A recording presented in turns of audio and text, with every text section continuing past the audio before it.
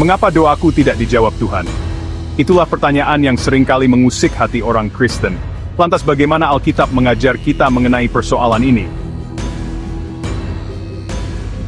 1. Motivasi yang murni. Yakobus 4 ayat 3 mengatakan, "Kamu berdoa juga, tetapi kamu tidak menerima apa-apa, karena kamu salah berdoa, yaitu untuk memuaskan hawa nafsumu." Ayat ini mengingatkan kita bahwa motivasi di balik doa sangat penting. Doa yang didasarkan pada keinginan egois atau niat yang tidak murni, kemungkinan besar tidak akan dijawab Tuhan. Oleh karena itu, penting bagi kita untuk memeriksa hati kita dan memastikan bahwa doa kita didasarkan pada niat yang tulus dan murni. 2. Kerendahan hati. Yesus mengajarkan dalam Matius 6 ayat 5 hingga 6 tentang pentingnya kerendahan hati dalam berdoa. Dan apabila kamu berdoa, janganlah berdoa seperti orang munafik. Mereka suka mengucapkan doanya dengan berdiri dalam rumah-rumah ibadat dan tikungan-tikungan jalan raya, supaya mereka dilihat orang. Aku berkata kepadamu, sesungguhnya mereka sudah mendapat upahnya.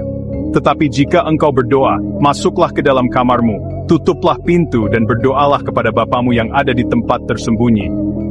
Maka Bapamu yang melihat yang tersembunyi akan membalasnya kepadamu.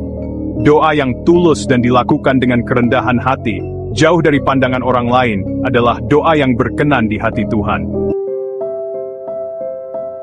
Sesuai dengan kehendak Tuhan. Dalam 1 Yohanes 5 ayat 14, kita diajarkan bahwa doa yang sesuai dengan kehendak Tuhan akan didengar.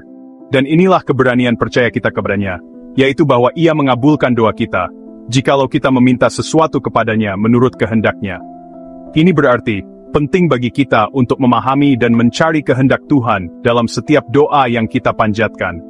Doa yang sesuai dengan kehendak Tuhan akan membawa kita lebih dekat kepadanya, dan membantu kita menjalani hidup yang lebih bermakna. Ketekunan dalam doa. Lukas 18 ayat 1-8 menceritakan tentang seorang janda yang terus-menerus memohon kepada hakim yang tidak adil, hingga akhirnya permohonannya dikabulkan. Yesus menggunakan perumpamaan ini untuk mengajarkan kita tentang pentingnya ketekunan dalam doa. Meskipun jawaban doa mungkin tidak datang segera, kita harus tetap berdoa dengan tekun dan percaya bahwa Tuhan mendengar dan akan menjawab pada waktu yang tepat. Doa adalah sarana penting dalam hubungan kita dengan Tuhan. Dengan memastikan bahwa doa kita didasarkan pada motivasi yang murni, dilakukan dengan kerendahan hati, sesuai dengan kehendak Tuhan, dan dilakukan dengan ketekunan, kita dapat mendekatkan diri kepada Tuhan dan merasakan berkat-Nya dalam hidup kita. Bayangkan Anda sedang berdoa dengan sepenuh hati, namun sepertinya langit tetap diam. Mengapa? Apakah mungkin ada doa yang tidak akan dijawab Tuhan? Apa yang sebenarnya dikatakan Alkitab tentang hal ini? Budi, aku sudah berdoa setiap hari agar Tuhan memberiku kekayaan.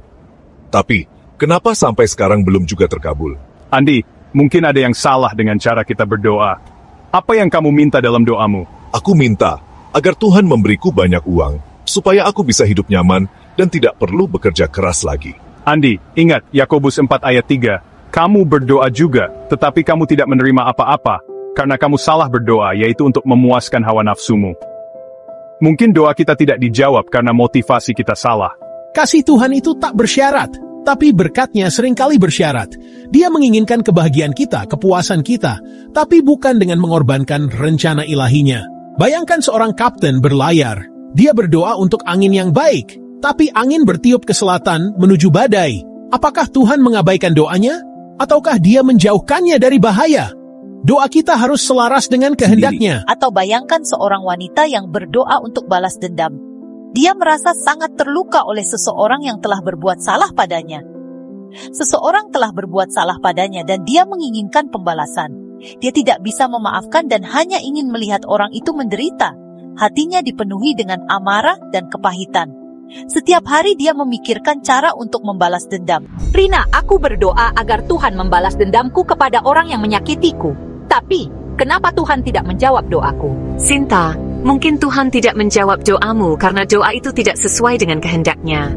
Ingat Matius 6 ayat 14-15. Karena jikalau kamu mengampuni kesalahan orang, Bapamu yang di sorga akan mengampuni kamu juga. Tapi, Aku sangat marah dan merasa tidak adil. Aku mengerti, tapi Tuhan mengajarkan kita untuk mengampuni. Jadi aku harus belajar mengampuni? Ya Sinta, berdoalah agar Tuhan memberimu kekuatan untuk mengampuni dan melepaskan rasa sakit itu. Hanya dengan begitu, kamu akan menemukan kedamaian. Terakhir, bayangkan seorang anak muda yang berdoa untuk popularitas. Dia ingin dikenal dan diterima oleh teman-temannya. Mereka mendambakan perhatian, validasi, kekaguman dari teman-teman mereka.